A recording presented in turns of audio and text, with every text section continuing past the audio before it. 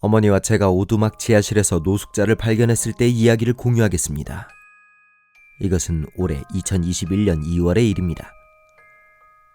저희 부모님은 본가에서 45분 거리에 별장이 있었어요. 헌츠빌, 무스코카, 온타리오에서 좋은 풍경을 원하는 사람이 있다면 그리 멀지 않아요. 문제는 수리가 완전히 끝나지 않았다는 거예요. 지하실에는 제대로 된 바닥이 없었고 지금 물이 약간 새고 있어서 선풍기와 제습기가 풀로 가동되고 있었습니다. 그 결과 우리 중 한 명은 지하에 있는 제습기를 비우고 모든 것이 괜찮은지 확인하기 위해 적어도 2-3주에 한 번은 그곳에 가봐야 했죠. 집의 배치를 조금 설명하자면 지하로 들어가는 입구는 정문 바로 앞에 있었습니다. 지붕이 낮은 길고 좁은 계단이라 내려가는 길에 웅크리고 앉아야 했죠. 천장에는 못 믿어온 전구가 하나 달려있어서 그 안에는 항상 어두웠어요. 큰 방이 하나 있고 그 다음에 복도 2개가 갈라져 있었죠. 복도는 침실로 통하고 다른 복도는 두 번째 침실뿐만 아니라 화장실로 통했습니다.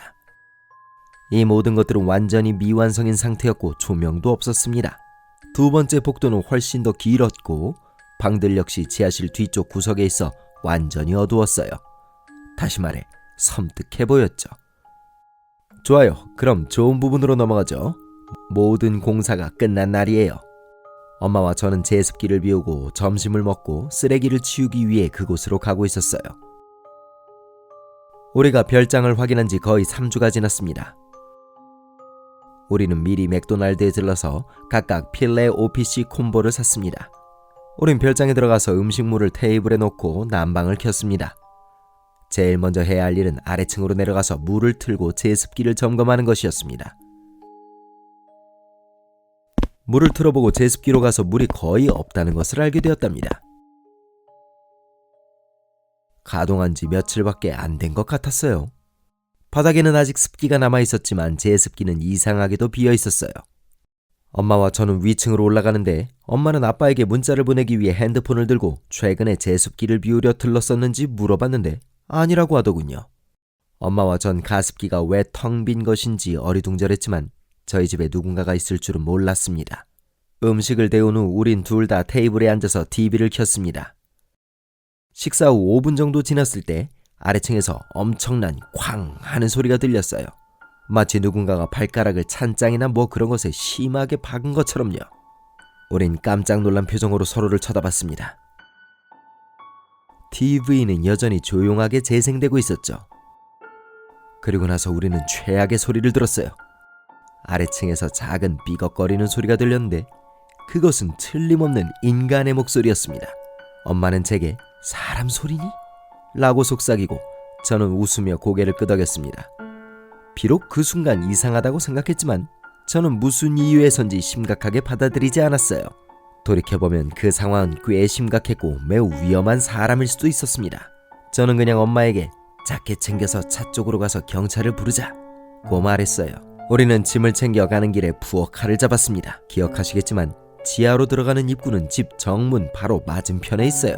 그래서 저는 모퉁이를 돌면서 어두운 계단에서 사람을 볼 수 있을까 기대했지만 운 좋게도 그곳에는 깊은 어둠으로 내려가는 계단뿐이었습니다. 일단 우리가 집 앞으로 나와 제 차에 뛰어들어 엄마는 즉시 경찰을 불렀어요. 3분 안에 순찰차 4대가 나타났고 경찰 5명이 내렸어요.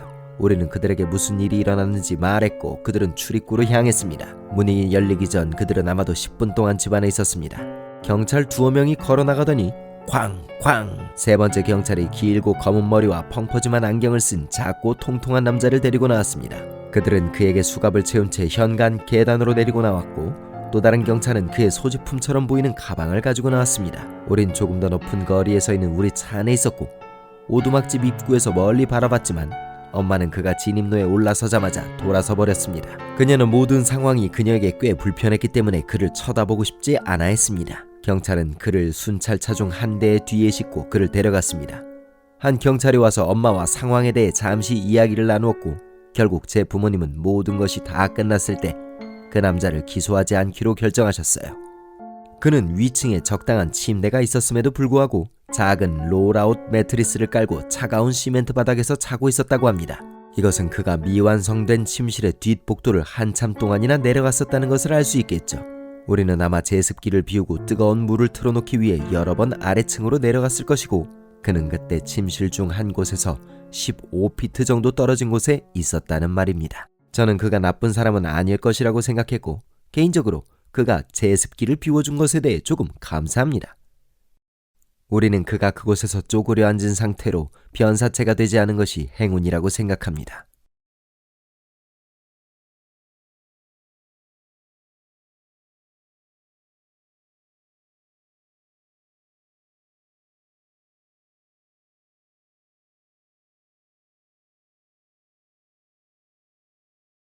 줄거리.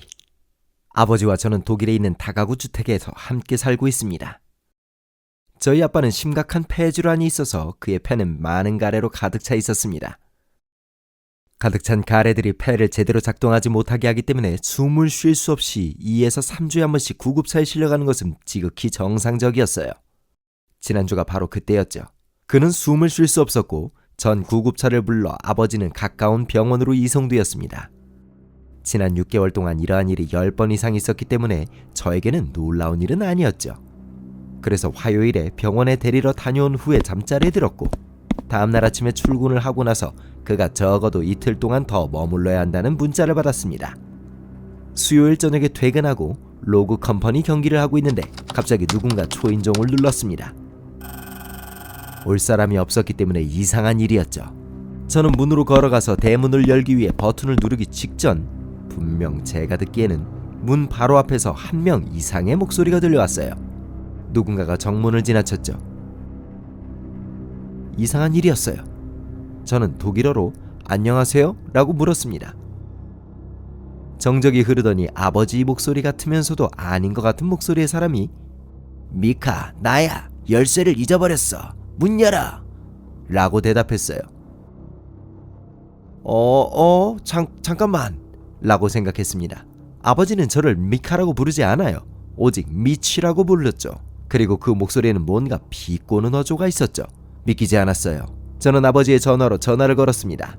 우리 집 문 앞에 있는 사람이 제 아버지라면 그의 전화가 울려야 하니까요. 그렇죠? 하지만 그렇지 않았어요. 젠장. 아버지는 전화를 받았고 역시 아버지는 병원에 계셨습니다. 그 사이 문 반대편에 있던 두 사람이 내 전화를 듣고 문을 발로 차기 시작했죠. 미카, 들여보내줘. 네 아빠야. 문이 강화문이었다는 게 감사했죠. 경찰을 부르겠다고 협박하고 손에 큰 칼을 들고 갔더니 그들은 가버렸습니다. 계단을 내려가는 그들의 발소리가 들렸죠. 저는 차나 번호판이 보이는지 확인하기 위해 길을 향한 창가로 달려갔지만 그들의 발자국 외에는 아무것도 보이지 않았죠. 그들은 돌아오지 않았어요. 이상한 것은 그들이 제 이름을 알고 있었고 아버지의 차가 진입로에 서 있음에도 불구하고 아버지가 집에 없다는 걸 알고 있었다는 겁니다. 저는 경찰을 불렀고 아직 수사가 진행 중이랍니다.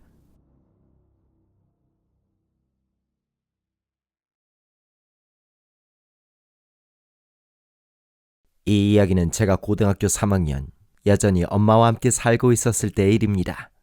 토요일이었기 때문에 전 여느 10대들처럼 늦지막히 일어났죠. 그리곤 그날 아침에 엄마가 일하러 가셨거나 그러셨기 때문에 집에서 혼자 하루를 보냈습니다. 저는 종이 타월이 다 떨어진 것을 알고 집 주변을 청소하기로 했어요. 그래서 저는 차고에 가서 물건을 좀 가져오기로 했습니다. 왜냐하면 그곳은 보통 여분의 물건들을 보관하는 곳이기 때문이었죠. 엄마는 3층짜리 타운홈에 살고 있었는데 메인층은 2층이고 1층은 계단 아래쪽에 하나는 현관문, 또 다른 하나는 차고로 통하는 작은 문, 이렇게 두 개의 출입구가 있었어요. 그래서 저는 계단을 내려와 차고문을 열었습니다. 불을 켜려고 했지만 그럴 필요가 없다는 것을 깨달았어요. 차고문은 활짝 열려 있었고 햇빛이 엄청나게 들어오고 있었어요. 어떤 사람들에게는 이것이 큰 문제가 아닐 수도 있지만 엄마는 인적이 드문 곳에 살고 있었기 때문에 항상 차고문을 잘 닫고 다니셨었거든요. 저는 그것이 매우 특이했기 때문에 그것에 대해 정말 이상하게 느꼈던 것을 기억하지만 우리 엄마가 그걸 깨닫지 못한 채 갔을 수도 있다고 생각했죠. 문 아래로 무언가가 굴러들어가서 자동 센서가 완전히 닫히지 않은 채 엄마가 무의식적으로 차를 몰고 가셨을 수도 있으니까요. 그리고 나서 저는 상자들이 쌓여있고 종이 타월이 보관되어 있는 차고의 어두운 구석을 들여다보았지만 무슨 이유에선지 걸어가서 그것들을 가져올 수가 없었어요. 저는 어둠을 조금 무서워했기 때문에 망설이게 된 것이라고 생각했죠. 전 그냥 문간에 서서 벽에 있는 차고 문 버튼을 눌러 그게 완전히 닫히는 것을 지켜보았어요. 전 아무것도 걸리지 않도록 확실히 확인했고 이번에는 정말로 닫히고 있는지 확인하기 위해 떠나기 전에 충분히 10초 동안 기다렸죠. 저는 불을 끄고 안으로 다시 걸어 들어간 다음 차고 문을 잠궜습니다. 계단을 2걸음 정도 올라갔을 때 박스가 쿵쾅거리며 나뒹구는 소리와 발자국 소리, 또 누군가가 차고문 개폐기를 두들기는 소리, 그리고 차고문이 실제로 열리는 기계적인 소리를 들었죠.